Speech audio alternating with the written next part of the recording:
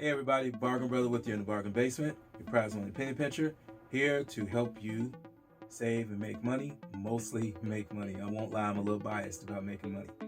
And in this video, we're going to talk about trading stock options, the bare bones basics. This is kind of for beginners. This is a two-part video, and in the second video, we're going to go more in depth and talk about the options Greeks and what makes a good scenario to actually take a position on the option. But before we do, if you found value in this content, please do me a favor, hit the like button, subscribe, and share the video. All right, I really appreciate that. So let's just jump right into it. When you are trading stocks, you're actually buying shares of a company and you actually become a shareholder.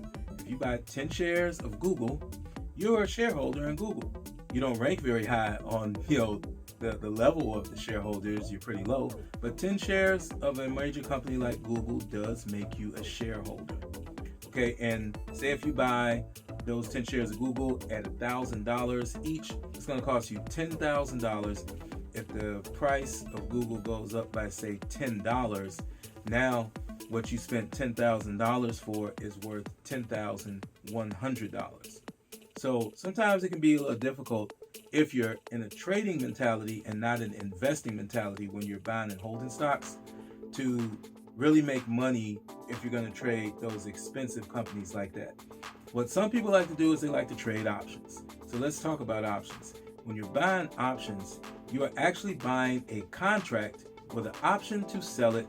If the price goes up or down in value, you can sell it at a loss or you can sell it at a gain. Hopefully you'll be selling it at a gain. But that's what an option is. So what kind of options can you buy?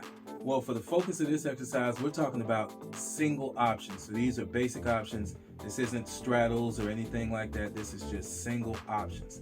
So let's talk about a call. Options call is when you think the price of a stock is going up and you buy contracts with the anticipation that the price will rise. Okay? When you think the price is going to go down, you buy a put. A put is when you think the price is going to decrease on a particular stock that you're purchasing. Now, let's talk about the contracts itself a little bit.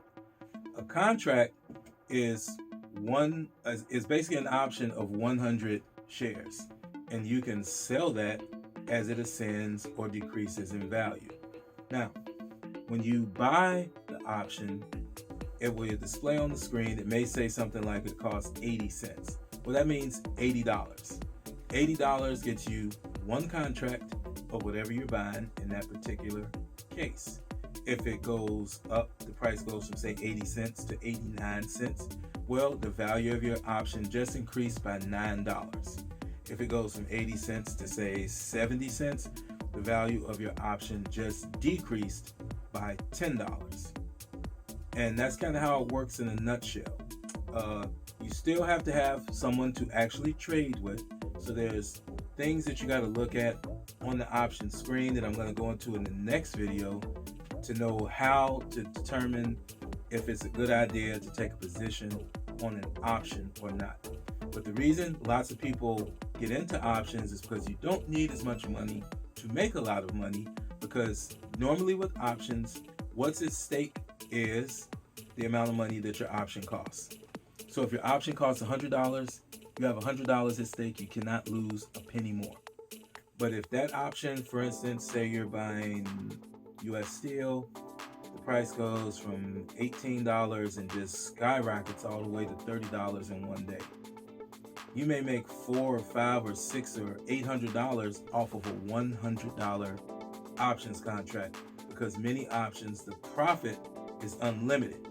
Because if a stock just skyrockets, the price of your option just continues to skyrocket.